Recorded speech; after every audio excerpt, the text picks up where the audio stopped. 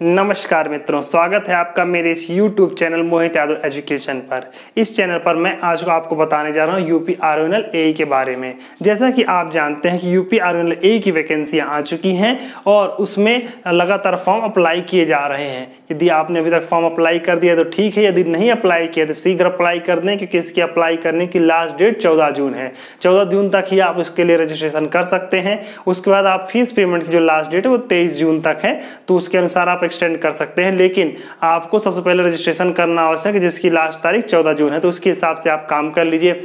तो देखिए, जब से वैकेंसी आई है तब से कई लोगों ने मुझसे यूपी आरओएनएल एई के वर्कलोड, वहाँ पर क्या कल्चर क्या है, यहाँ की सैलरी क्या है, फैसिलिटीज़ क्या है, इन सभी के बारे में मुझसे पूछा है।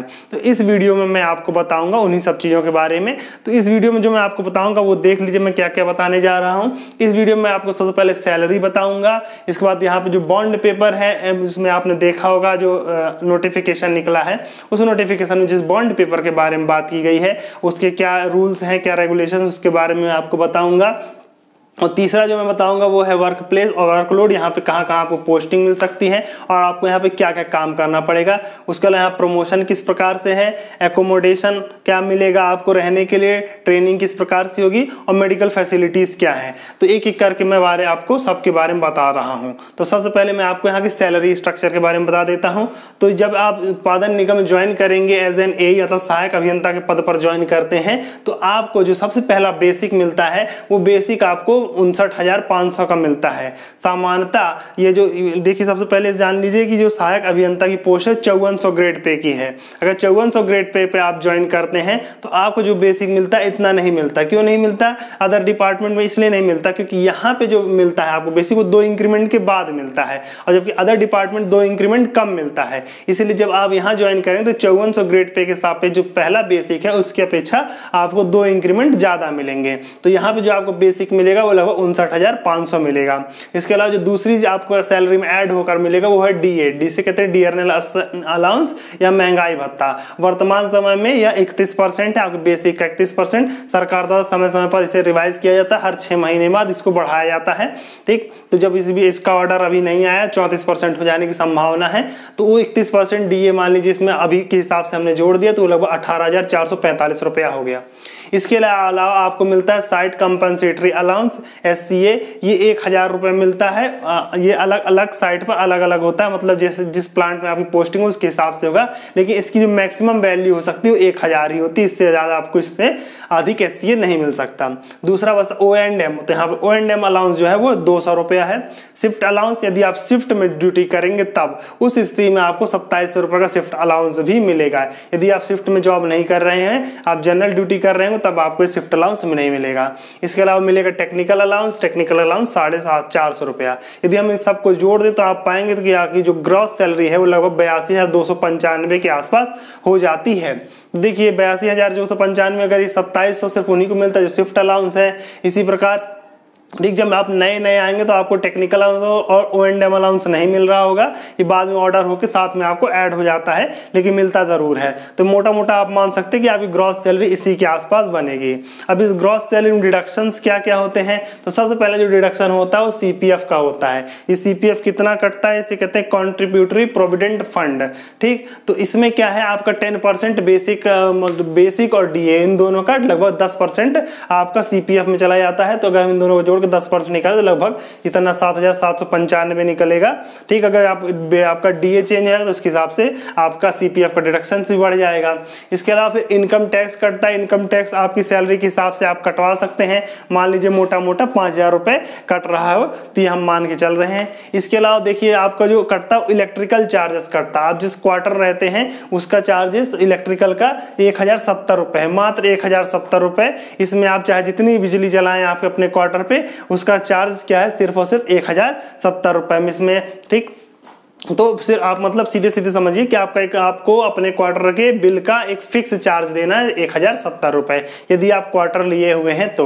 यदि आप हॉस्टल में रह रहे हैं तो ये चार्ज भी उसका नहीं लगता है, वो हॉस्टल सिर्फ आपको हॉस्टल के चार्जेस देने होते हैं। इसके अलावा यदि आप अपने क्वार्टर पे AC लगाए होंगे तो AC का 650 रुपये एक्स्ट्रा चार्ज देना पड़ेगा।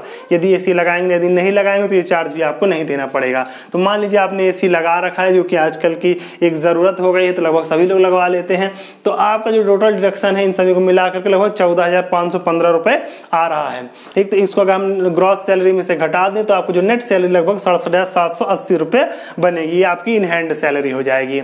अब यहाँ पे देखिए जो डिडक्शन है CPF का 7,795 रुपए, तो ये जो आप जितना कटेगा उतना आपके CPF में कलेक्ट हो जाएगा और उतना ही एम्प्लॉयर के द्वारा भी दिया जाएगा। तो ये बात ध्यान रखिए कि अगर आप 7,000 अपने CPF में आपका 7,000 कट रहा है तो 7,000 एम्प्लॉयर की तरफ से भी आपको दिया जाएगा, तो आपके CPF में 14,000 हो जाएंगे। तो ये आपका यहाँ का बेसिक सैलरी स्ट्रक्चर है जो यूपी आर्मिनल में आए हुए AE को तुरंत प्राप्त हो रहा होता है। ये सैलरी स्ट्रक्चर उनके लिए है जो ऑलरेडी कहीं जॉब कर रहे हैं, जो बेरोजगार हैं तो उनको तो कोई भी सैलरी है तो उनको तो आना ही है। ठीक, तो इसीलिए जो अदर जॉब में अगर कंपेयर करके आना चाहते हैं तो उनके लिए ये सैलरी स्ट्रक्चर मैंने बता दिया है। अब अगला जो पॉइंट है वो बताने जा रहा हूँ बॉन्ड पेपर के बारे में। दूसरी चीज मैं बताने जा रहा हूं बॉन्ड पेपर। जब आपने नोटिफिकेशन देखा होगा, पढ़ा होगा, तो उसमें एक बॉन्ड की बात आई होगी। उसमें लिखा होगा 2 lakhs फॉर 3 years। मतलब अगर आप उत्पादन निगम ज्वाइन करते हैं और ज्वाइन करने के 3 साल के भीतर अगर आप उत्पादन निगम छोड़ देते हैं तो आपको 2 लाख रुपए बॉन्ड के रूप में, बॉन्ड मनी के रूप में भरना होगा। लेकिन यहाँ पे आप ध्यान रखिए कि ये जो 3 साल है ये आपकी ट्रेनिंग के बाद के 3 साल है। जो ट्रेनिंग का 1 साल है उसके बाद 3 साल, मतलब टोटल आपको 4 साल का यहाँ बॉन्ड है। ये बात को आपको ध्यान रखना है। लेकिन ये भी ध्यान रखिए कि अगर आप UPPSC मतलब उत्तर प्रदेश लोक सेवा आयोग, UPSC लोक सेवा संघ लोक सेवा आयोग नई दिल्ली और UPPCL Uttar Pradesh power corporation limited, UP Uttar Pradesh जल विद्युत उत्पादन निगम लिमिटेड या Uttar Pradesh transport transmission corporation limited में जाते हैं। मतलब ये सीधे सीधे समझिए कि लोक सेवा आयोग और संघ लोक सेवा आयोग, इसके अलावा बिजली विभाग के संबंधित अन्य कोई जो कंपनियां हैं, मतलब इसके अन्य कोई पार्ट जो हैं उसमें जाते हैं, तो इस अवस्था में आपको ये बॉन्ड देने की जरूरत नहीं है। मतलब अगर आप लोक सेवा आयोग, संघ लोक सेवा आयोग से आई हुई वैकेंसी में अप्लाई करते हैं और सिलेक्ट हो जाते हैं और निगम छोड़कर जाना चाहते हैं तो इस स्थिति में आपको किसी प्रकार के बॉन्ड की आवश्यकता नहीं है। तो आपको इन जगहों पर जाने पे आपको कोई बॉन्ड नहीं लगेगा। इसके अतिरिक्त आप किसी PSU में जाते हैं, चाहे सेंट्रल में अथवा स्टेट में किसी भी जगह जाते हैं, तो आपको बॉन्ड पेपर, मतलब बॉन्ड पेपर में जो आप मनी बताई गई है ना 2 लाख रुपए, वो आपको देना ही होगा। तो इस प्रकार से ये यहाँ का बॉन्ड पेपर है। अगला जो मैं बता देता हूँ वर्क प्लेस एंड वर्कलोड के बारे में। अगर देखिए, अगर हम पोस्टिंग या वर्किंग प्लेसेस की बात करें तो उत्पादन निगम का जो हेड क्वार्टर है वो शक्ति भवन लखनऊ है। शक्ति भवन लखनऊ यहाँ पर इसका हेड क्वार्टर है। इसके अलावा जो निगम के प्लांट है उत्पादन निगम के, वो कहाँ कहाँ है वो मैं बता देता हूँ। तो सबसे पहला प्लांट अगर देखें तो आप अनपरा, ये सोनभद्र डिस्ट्रिक्ट में उपस्थित है, सोनभद्र में उपस्थित है स्थित। इसके अलावा ओबरा, ये भी सोनभद्र जिले में है। इसके अलावा पनकी, यह भी एक निर्माणाधीन परियोजना है, ये कानपुर में है। जवाहरपुर, ठीक, ये आपके एटा जिले में है। पारीछा प्लांट, ये आपका झांसी में है। इसके अलावा हरदुआगंज, ये आपका अलीगढ़ में स्थित है। ठीक, तो ये 6 प्लांट मुख्यतः हैं जो उत्पादन निगम के वर्तमान समय में संचालित है और आपकी पोस्टिंग इन्हीं सभी प्लांटों में हो सकती है। लखनऊ में भी पोस्टिंग होती है, उन जगहों पर भी काम करने के लिए आपको अवसर प्राप्त होता है। लेकिन जो मुख्यतः पोस्टिंग होने जो चांसेस होते हैं वो इन्हीं पावर प्लांट्स में होते हैं। तो आपको इन्हीं पावर प्लांट्स में रह करके कार्य को करना होता है। यदि हम कार्य की बात करें किस प्रकार से कार्य होता है, उसके पहले मैं आपको बता देता हूँ यहाँ का ऑर्गेनाइजेशनल स्ट्रक्चर क्या होता है। तो अगर ऑर्गेनाइजेशनल स्ट्रक्चर देखें तो जो आप हैं, आप मान लीजिए AE के रूप में आते हैं, तो आप इस जगह पर हैं। तो आपके जो अंडर में नीचे होंगे वो JE होंगे। JE के अंडर में टेक्नीशियन और टेक्नीशियन के अंडर में हेल्पर, श्रमिक, ये सभी काम करते हैं। AE के ऊपर जो होता है वो XEN होता है, एग्जीक्यूटिव इंजीनियर कहते हैं, अधिशासी अभियंता कहते हैं। इसके ऊपर जो होता है वो SE होते हैं, सुपरिंटेंडिंग इंजीनियर, अधीक्षण अभियंता होते हैं। इसके ऊपर GM होते हैं, जनरल मैनेजर फिर जनरल मैनेजर के ऊपर CGM यानी चीफ जनरल मैनेजर, और इसी प्रकार फिर आगे का होता है MD, डायरेक्टर, ये सभी होते हैं इसके भीतर। तो आपको जो किसी प्लांट में होंगे, प्लांट में आपको जो ऑर्गेनाइजेशनल स्ट्रक्चर देखने को मिलेगा वो CGM होता है। किसी प्लांट का जो सबसे बड़ा अधिकारी होता है वो CGM होता है 30 क्रम में। तो आपकी स्थिति यहाँ पे है, तो आपका जो मुख्य काम होता है, आपको मुख्य काम होता है अपने अंडर के GE को कंट्रोल करना, उससे काम को लेना, और आपको जो रिपोर्टिंग करनी होती है वो एग्जीक्यूटिव इंजीनियर यानी अधिशासी अभियंता को रिपोर्टिंग करनी होती है। तो वो आपके नियंत्रक अधिकारी होते हैं। तो सीधे सीधे ऐसा समझिए कि इसके दिए हुए काम को आपको इन सभी की सहायता से संचालित कराना होता है। अब अगर हम काम की बात करें क्या काम करना होता है, तो पावर प्लांट में अगर एक ही काम करके हम दो तरीके से इसको बांट सकते हैं। एक शिफ्ट ड्यूटी होती है, दूसरी जो होती है जनरल ड्यूटी होती है। तो एक अगर हम पहले शिफ्ट ड्यूटी होती है और दूसरी जो होती है जनरल ड्यूटी होती है। देखिए, तो शिफ्ट ड्यूटी होती है ये आपकी 8 घंटे की ड्यूटी होती है, 8 आवर्स ड्यूटी। ये एक रोटेशनल शिफ्ट होती है जिसका रोटेशन इस प्रकार से होता है कि यदि 3 मॉर्निंग्स हैं, उसके बाद आपको एक रेस्ट मिलता है, फिर 3 नाइट्स ड्यूटी रहती है, फिर आपको रेस्ट मिलता है, फिर 3 इवनिंग ड्यूटी रहती है, फिर आपको रेस्ट मिलता है, फिर आपकी मॉर्निंग हो जाती है। तो इस प्रकार से एक 12 दिनों का एक साइकिल होता है जो कंटिन्यूअसली रिपीट होता रहता है। तो एक शिफ्ट ड्यूटी का चार्ट होता है, रेस्ट वाले दिन आपका रेस्ट रहेगा, और जिस दिन ड्यूटी रहेगी उस दिन ड्यूटी, जो मॉर्निंग ड्यूटी आपकी पड़ेगी वो सुबह 6 बजे से लेकर के दोपहर के 2 बजे तक होती है। जो नाइट ड्यूटी होती है वो रात के 10 बजे से लेकर के सुबह 6 बजे तक की होती है। और जो आपकी इवनिंग ड्यूटी होती है वो दोपहर के 2 बजे से लेकर के रात के 10 बजे तक की होती है। तो ये आपके रोटेशनल शिफ्ट कंटिन्यूअसली 12 दिन का साइकिल लगातार रिपीट होता रहता है। और तो इसी प्रकार छुट्टी मिलती है। इसमें आपको संडे, त्योहार, इस प्रकार की छुट्टी अलग से नहीं मिलती है। आपको यही 12 दिन का साइकिल लगातार कंटिन्यूअसली रिपीट होता रहता है और इन्हीं के अनुसार आपको छुट्टी मिलती है। इसके अतिरिक्त भी आपकी छुट्टियाँ होती हैं, जो आप हमारे कौन कौन छुट्टियाँ होती हैं इसके बारे में आप हमारे चैनल पर एक वीडियो है जिसमें मैंने छुट्टियों के बारे में डिस्कस किया, तो उसमें आप देख सकते हैं। तो शिफ्ट ड्यूटी का मुख्य यही रोटेशनल होता है। इसमें आपको इसी के अनुसार ड्यूटी करनी होती है। इसमें मुख्यतः काम क्या होता है शिफ्ट ड्यूटी में? शिफ्ट ड्यूटी जो मेन काम होता है वो ऑपरेशन का होता है। ठीक, इसमें ऑपरेशन ऑफ प्लांट। तो अगर शिफ्ट ड्यूटी जो मेन काम होता है वो ऑपरेशन ऑफ प्लांट होता है, उसमें बॉयलर, टरबाइन, ये सब चीज़ें लगातार संचालित हो रही हैं, उनकी मॉनिटरिंग करना, उनकी कंट्रोलिंग करना और उसके अनुसार उनको फीडबैक देना और उस पर लगा कमांड दे करके उससे लगातार, मतलब ऑटोमेटिक सुविधा सारी उपलब्ध है, किंतु लगातार उसको वॉच में रखना होता है। और अगर कहीं किसी जगह पर छोटी मोटी कमियाँ या कुछ हो रहा है तो उसको कंट्रोल करना होता है। तो ये आपको शिफ्ट ड्यूटी में करना होता है, तो इसे कहते हैं ऑपरेशन ऑफ प्लांट कहा जाता है। अगर हम जनरल ड्यूटी की बात करें तो जनरल ड्यूटी जो होती है वो आपकी ये माना जाता है कि 24/7 आवर्स, 24/7 मतलब 24 घंटे और 7 दिन की ड्यूटी होती है, ये माना जाता है। लेकिन आपको 24 घंटे और प्लांट में नहीं रहना है। जब भी आपकी ज़रूरत होगी तब आपको प्लांट जाना ही पड़ेगा, वरना आप नॉर्मल टाइमिंग पे प्लांट जाते रहते हैं। आप अपना नॉर्मल टाइमिंग वही जो है वही दिन में जा सकते हैं। लेकिन अगर किसी कोई ऐसा काम कर सकता है जो आपको करना ही है, मतलब साइट पर किसी प्रकार की इमरजेंसी आती है तो आपको जाके वो काम करना ही पड़ेगा। इसे जनरल ड्यूटी को 24/7 की ड्यूटी मानी जाती है। इसमें क्या काम होता है? इसमें जो मुख्य काम होता है वो मेंटेनेंस का होता है। अगर किसी जगह पर किसी प्रकार का ब्रेक डाउन हो जाता है या किसी अन्य प्रकार की रूटीन मेंटेनेंस है या किसी प्रकार का कहीं पर फॉल्ट आ रहा है तो उन सभी को अटेंड करने के लिए जनरल ड्यूटी के इंजीनियर्स होते हैं, तो उनका काम मेंटेनेंस का होता है। इसके अलावा देखिए यहाँ पे जो अभी हमने बताया शिफ्ट ड्यूटी में ऑपरेशन है, तो इसमें सिर्फ आपको अपने 8 घंटे की ड्यूटी करनी है, 8 आवर्स के बाद आप फ्री हैं। ठीक, अब और फिर आप जब ड्यूटी जाने जाएंगे तब आपको फिर काम रहेगा। लेकिन इसमें आप फ्री नहीं है, आपको जब बुलाया जाएगा तब आपको जाना पड़ेगा। नहीं, इसके अलावा इसमें आपको जो जनरल ड्यूटी है उसमें कई पेपर वर्क भी होते हैं। जैसे आज का ERP चल रहा है, जो मतलब ऑनलाइन सिस्टम आ गया है, ERP है, टेंडरिंग है। ठीक, इसके अतिरिक्त और भी कई जो काम होते हैं वो सब भी करने होते हैं।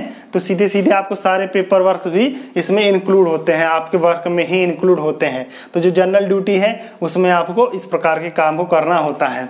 ठीक, दूसरी बात जो कई लोगों को लगता है कि प्लांट में काम करना खतरनाक होता है, तो देखिए प्लांट में किसी भी इंडस्ट्री में काम करना खतरनाक होता है, लेकिन सारे ही सेफ्टी प्रिकॉशंस लिए जाते हैं और उनके साथ ही हम लोग काम करते हैं। तो जब उसके साथ काम करते हैं तो अपनी सुरक्षा अपने हाथों में होती है। इसलिए जब सेफ्टी के साथ वर्क किया जाता है तो सेफ्टी के साथ आदमी रहता है, और अगर आप सेफ्टी के साथ वर्क नहीं करेंगे तो दुर्घटना की होने के चांसेस हमेशा ही बने रहेंगे। तो ये आपका वर्कलोड और वर्क प्लेस है। अगर हम वर्कलोड की बात करें तो अन्य डिवीजन के अपेक्षा यहाँ पर उतना अधिक वर्क नहीं है। इसलिए नहीं है क्योंकि आपको यहाँ सिर्फ और सिर्फ आपकी जो साइट है वो प्लांट है, कहीं दूर दूर तक आपकी साइट नहीं है, तो आप आसानी से प्लांट में सब जगह जगह पहुंच सकते हैं और ज़्यादा दूर तक जाने का नहीं है। जैसे अन्य डिविजन्स में होता है, वहाँ पे आपका साइट बहुत दूर तक किलोमीटर दूर तक है, तो आप वहाँ तक जा रहे हैं, फिर वहाँ से दूसरी जगह जा रहे हैं, तो आपको काफ़ी अधिक समय, ऊर्जा और धन की हानि होती है। तो वो सब यहाँ पर नहीं है। साथ ही आपको यहाँ पे प्लांट में आने जाने के लिए व्हीकल की सुविधा भी होती है, तो आप उस व्हीकल की सुविधा का लाभ उठाकर यहाँ से वहाँ जाते तो आपका कोई पेट्रोल वगैरह भी खर्च नहीं होता है। तो ये सब यहाँ के काम होते हैं। अब अगला अगर हम बात कर लें यहाँ पर क्यों हम प्रमोशन की बात कर लेते हैं। अगर हम प्रमोशन की बात करते हैं तो देखिए, अगर एई जो होता है, एई अगर प्रमोट होता है, प्रमोटर करके वो एक्सीएन या एग्जीक्यूटिव इंजीनियर बन जाता है, ठीक, या सहायक अभियंता प्रमोट होकर अधिशासी अभियंता बन जाता है। फिर यही प्रमोट होकर के एसई यानी सुपरिंटेंडिंग इंजीनियर अधीक्षण अभियंता बन जाते हैं। यही प्रमोट होकर के आगे जीएम और आगे सीजीएम इसी प्रकार से बनते चले जाते हैं। तो ये एक प्रमोशन का एक क्रम होता है, लेकिन इसमें कितना समय लगेगा ये देखिए। इस जगह से एई से एक्सीएन के लिए जो समय लगता है, ठीक, ये अभी देखिए अलग कैसे होगा। इसमें देखिए ये सीधे सीधे ऊपर की जो सीटें खाली होती है उसी के साथ प्रमोशन होता जाता है। तो उसी के अनुसार आपकी सीनियरिटी, आपके जो भी रिटर्न में मार्क्स आएंगे उसी मार्क्स के आधार पर आपकी एक सीनियरिटी लिस्ट बनेगी। उस जो सीनियरिटी लिस्ट में जो मार्क्स होंगे उसमें आप पहला, दूसरा, तीसरा आपका क्रमांक हो जाएगा। उसी क्रम में प्रमोशन होता है। मतलब आपके जो रिटर्न में मार्क्स हैं वही आपकी सीनियरिटी है और उसी सीनियरिटी के आधार पर ही आपका प्रमोशन होता है। तो इसमें देखिए कितना समय लगता है। तो समय लगने की बात करें तो कम भी लग सकता है, ज़्यादा भी लग सकता है। अब अगर मोटा मोटा मान के चलिए तो मिनिमम 10 साल तो यहाँ पे प्रमोशन में लग ही जा रहा है, ठीक। और उसके ऊपर यहाँ पे लगभग आपको और भी 6 साल या 7 साल, उससे ज़्यादा भी लग सकता है। तो इसी क्रम में आगे प्रमोशन होते जाते हैं। तो ये समय कम भी हो सकता है, ज़्यादा भी हो सकता है। ये डिपेंड करता है कि ऊपर कितनी सीटें खाली हो रही हैं। लेकिन अगर आपका प्रमोशन सही समय पर नहीं हो पाता है तो आपको उसके बराबर की सैलरी के द्वारा उसे कंपनसेट किया जाता है। तो इसके लिए एक एसीपी की व्यवस्था की जाती है। एसीपी इसमें क्या है, एक 9-5-5 का एक अनुपात होता है। मतलब अगर आपका प्रमोशन एई से एक्सीएन पे 9 साल के भीतर नहीं हुआ तो आपकी सैलरी को एक्सीएन की सैलरी के बराबर कर दिया जाएगा। मतलब 9 साल के भीतर या तो आपको प्रमोशन मिलेगा या 9 साल पूरे होते ही आपको एक्सीएन की सैलरी मिलने लगेगी। इसी प्रकार यदि आपका एक्सीएन से एसई पे प्रमोशन 5 साल के भीतर हो जाता है तो ठीक है, अगर नहीं होता है तो 5 साल पूरे होने के बाद आपको एसई की सैलरी प्राप्त होने लगेगी। इसी क्रम में लगातार आगे बढ़ता जाता है। तो देखिए जो आपको हमने बताया था एई का ग्रेड पे कितना था, एई का ग्रेड पे 5400 था। एक्सीएन का जो होता है 6600 होता है, ठीक। फिर उसके आगे 8700 और उसके आगे 8900। तो इसी प्रकार से ग्रेड पे बढ़ता है, ठीक। तो आपको 9 साल बाद आपका 6600 ग्रेड पे, इसके 5 साल बाद 8700, इसके 5 साल बाद 8900 होता है। ये सिर्फ और सिर्फ आपके यहाँ विद्युत विभाग से संबंधित प्लांट में ही है। जो अदर उत्तर प्रदेश का अगर अदर की बात करें, अन्य विभागों की बात करें, तो वहाँ पर ये 9-5-5 की सुविधा ना करके वो यहाँ पे 10-10-10 है। मतलब आपको वहाँ पे जो सैलरी में आपको इंक्रीमेंट सैलरी बढ़ती है अगले पद के लिए, तो 10 साल के अंतर पर बढ़ती है। तो इसलिए आपको यहाँ पर एक लाभ मिल जाता है जिसे कहते हैं 9-5-5। मतलब आपको 9वें साल पे, उसके बाद 5 साल और गुजरने पे, 5 साल गुजरने पे आपकी सैलरी अगले पद के बराबर कर दी जाती है यदि आपका प्रमोशन नहीं हो पाता है। और यदि प्रमोशन हो जाता है तो आपको उसकी सैलरी तो मिल ही जाएगी। इस प्रकार से यहाँ का प्रमोशन का क्राइटेरिया है या प्रमोशन की सुविधा है। अगर हम एकोमोडेशन की बात करें, मतलब आपको यहाँ पे किस प्रकार से रहने के लिए क्या सुविधाएं मिलेंगी। तो एकोमोडेशन की बात करें तो किसी भी प्लांट में अगर रहते हैं तो आप जब नए नए आते हैं ज्वाइन करने तो आपको रहने के लिए हॉस्टल दिया जाता है। ठीक, अगर आप यहाँ अलग अलग प्लांट में अलग अलग तरीके के हॉस्टल हैं। जैसे अगर हम अनपरा प्लांट की बात करें तो यहाँ पे 2 रूम फील्ड हॉस्टल है, यहाँ पर आपको रहने के लिए मिलता है। तो यहाँ पे आप रह सकते हैं। यहाँ पे 2 रूम होते हैं और साथ में लैट्रिन बाथरूम और किचन होता है। यहाँ पे आप आराम से इतने में रह सकते हैं। लेकिन अगर कुछ दिन बाद आपको परमानेंट आवास मिल जाता है, उस परमानेंट आवास जो होता है वो आपको 4 टाइप होता है। 4 टाइप का परमानेंट आवास आपको मिलता है। इस परमानेंट आवास में आपको क्या क्या होता है, इसमें आपको 3 बेडरूम्स होते हैं, एक हॉल होता है और लैट बाथ, इसके अलावा किचन और सामने बालकनी होती है। इसके अलावा अलग अलग मॉडल्स, कई मॉडल में बनाए जाते हैं। जो मॉडल जिस प्रकार से उसी प्रकार का आपको क्वार्टर यहाँ पे मिल जाता है। अब यहाँ ध्यान दीजिए कि इस पूरे क्वार्टर का चार्ज आपको जो है मात्र 1070 रुपये है। मतलब आपके सैलरी से 1070 रुपये कटेंगे। आप इस क्वार्टर में रहने का और इस क्वार्टर की बिजली खर्च करने का, आप चाहे जितनी बिजली खर्च करें आपको सिर्फ और सिर्फ 1070 रुपये ही कटेंगे। और यदि AC भी लगवा लेंगे तो 650 रुपये आपके और कटेंगे। तो बस आपकी इतने ही रुपये में कटने हैं। जैसे अगर आप घर में एक AC लगा लीजिए तो आपके घर का बिल कम से कम 4000 पहुंच जाता है। लेकिन यहाँ पे आपको मात्र 1070 मतलब 1600 ज़्यादा मान लीजिए 1700 रुपये में आपको पूरे क्वार्टर की बिजली भी जला सकते हैं, AC भी लगा सकते हैं। ठीक, तो पर्याप्त मात्रा में बिजली खर्च कर रहे हैं तब भी आपको इस सारी सुविधाएं मिलती रहती हैं। तो ये आपको यहाँ का एकोमोडेशन है। इसके अलावा व्हीकल सुविधा की बात करें तो यहाँ से आपको अपने क्वार्टर से प्लांट ले जाने के लिए, प्लांट से क्वार्टर लाने के लिए आपको यहाँ पे व्हीकल मिलती है। उस व्हीकल का ड्राइवर होता है, आप समय समय पर आ जाता है और आपको प्लांट ले जाता है, वापस ले आता है। मतलब आपको अपने साधन को प्रयोग करने की आवश्यकता नहीं है। लेकिन आप चाहें तो अपने साधन का भी प्रयोग कर सकते हैं। अब अगर अगला स्टेप जो हम बात कर लेते हैं ट्रेनिंग के बारे में बात कर लेते हैं। तो अगर ट्रेनिंग के बारे में बात करें तो देखिए, जब आप यहाँ प्लांट में आते हैं तो आपकी जो ट्रेनिंग होती है 1 साल की होती है। जब आप निगम ज्वाइन करते हैं तो आप AET होते हैं, अवर अभियंता प्रशिक्षु, सहायक अभियंता प्रशिक्षु होते हैं। ये आपको 1 साल की ट्रेनिंग होती है।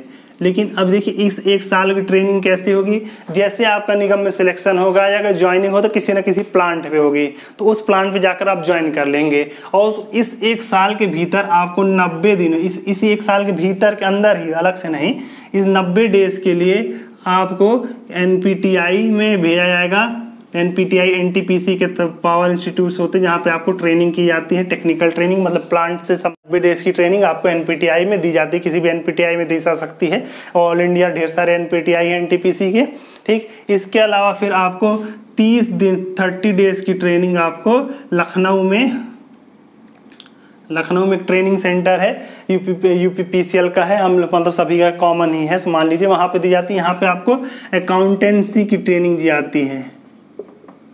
मतलब अकाउंट से संबंधित जानकारियां हैं, टेंडर हैं, इन सभी की आपको ट्रेनिंग दी जाती है। तो इस प्रकार से 90 डेज की आपकी क्लासरूम ट्रेनिंग NPTI में और 30 डेज की क्लासरूम ट्रेनिंग आपकी लखनऊ में होती है। और बाकी जो बचे मतलब 4 महीने की ट्रेनिंग आपकी क्लासरूम ट्रेनिंग है और बाकी जो आपके बचे हैं, कितने महीने बचेंगे, आपके 9 महीने बचेंगे, तो वो आपकी ऑन जॉब ट्रेनिंग है। इसके बाद एक आपका फाइनल एब्जॉर्प्शन टेस्ट होता है और उस टेस्ट में पास हो जाने के बाद आपका अवर अभियंता प्रशिक्षु से प्रशिक्षु शब्द कट जाता है, आप अवर अभियंता हो जाते हैं। अवर अभियंता नहीं, सहायक अभियंता हो जाते हैं। तो सहायक अभियंता का पद आपको मिल जाता है। सहायक अभियंता प्रशिक्षु से सहायक अभियंता बन जाता है। तो ये आपका ट्रेनिंग का शेड्यूल होता है। जब आप आएंगे तो और भी चीज़ें यहाँ जान जाएंगे।